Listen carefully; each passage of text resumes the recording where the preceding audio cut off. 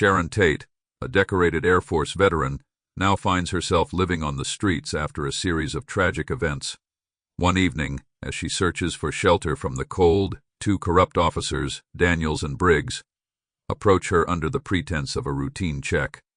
But their real motive becomes clear when they start harassing her, mocking her for her situation, and even trying to forcefully remove her from the area. Sharon, exhausted and wary of confrontation, tries to explain that she has every right to be there, but the officers grow aggressive.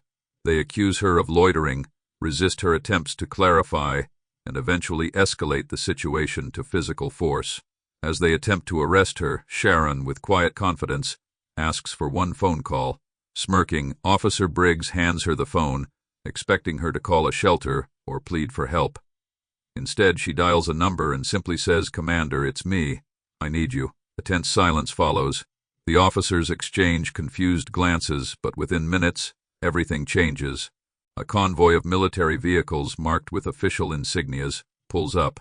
Out steps General Evelyn Grant, a four-star general, a legend in the armed forces, and more importantly, Sharon's former commander. The officers freeze, realizing too late that they have made a grave mistake. General Grant walks straight past them, kneels beside Sharon, and says, "Took you long enough to call, soldier." What happens next turns the tide completely. The general doesn't just demand the officers stand down. She initiates a full-scale investigation into local law enforcement corruption. The entire precinct is put under scrutiny, revealing years of misconduct, abuse, and wrongful arrests. Officers Daniels and Briggs find themselves in court, their smug arrogance replaced with desperation as evidence piles against them. Meanwhile, Sharon's story reaches national headlines.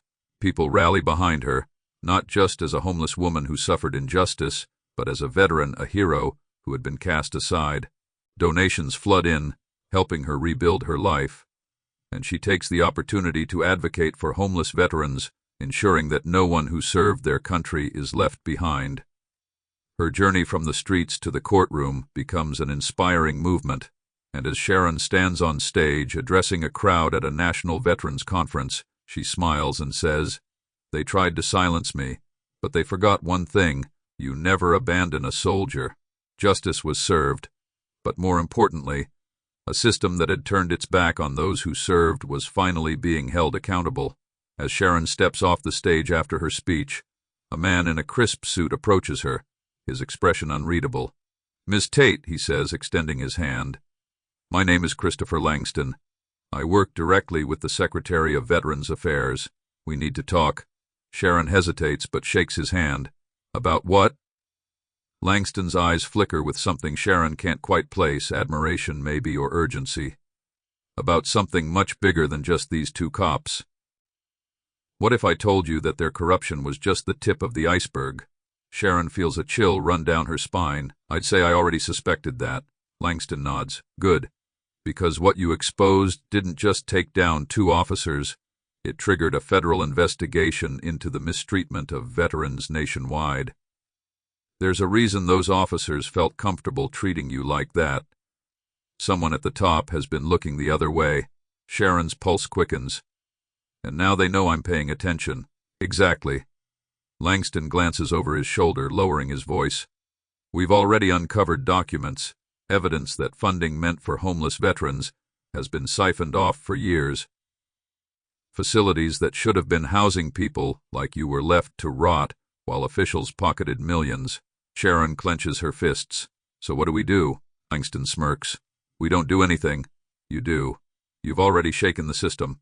People are listening to you. If you're willing to go public with what we found, this won't just be a court case, it'll be a reckoning." Sharon exhales slowly. Just days ago, she was sleeping on a park bench, invisible to the world.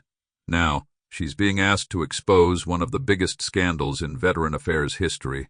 But before she can answer, her phone buzzes in her pocket. It's an unknown number. She hesitates, then answers. A cold, measured voice speaks on the other end. "Miss Tate, I'd advise you to walk away from this while you still can." The call ends. Sharon slowly lowers the phone. Langston sees the look in her eyes. "What is it?" She meets his gaze, her voice steady. "It means we just found the people responsible. Suddenly, this isn't just about justice anymore. This is war. Sharon stares at her phone, her grip tightening. A nameless voice, a veiled threat. She's rattled, but not broken. If anything, it fuels her even more. Langston watches her reaction carefully. That wasn't just some low-level enforcer, he says. That was someone with power. They're scared. Sharon inhales sharply, forcing herself to think. Good, they should be. But just as she says that, a sleek black car pulls up to the curb.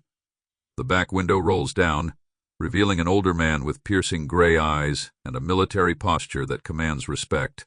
Langston stiffens. No way, that's... The man interrupts, his voice firm. Ms. Tate, get in. Sharon exchanges a look with Langston. Who are you? The man doesn't blink. I'm the reason you're still alive. A rush of cold dread washes over her, but she steps forward, slides into the car, and the door locks behind her. The vehicle speeds off. Inside, the man studies her. You're walking into a war you don't understand. Do you have any idea how deep this corruption goes? Sharon squares her shoulders. Deep enough that someone just threatened me. The man nods, unsurprised. Because you exposed their foot soldiers. But the real masterminds, they've been untouchable for decades. Until now, he hands her a folder. Inside are photos, financial records, and names of politicians, law enforcement officials, and even military generals. Her stomach drops. This is a conspiracy at the highest level. He leans in. And you just became their biggest threat. Sharon's breath catches. Who are you? He finally cracks a small smile. Let's just say, I was once where you are now, and I survived. Before she can process that, her phone buzzes again. Another unknown number. She answers, expecting another threat. Instead, a distorted voice says, Ms. Tate, you don't know me, but I know them. And I can prove everything. Meet me at midnight. Come alone. The call ends. Sharon grips the folder tighter. She's no longer just exposing corruption. She's just become the key to taking it all down.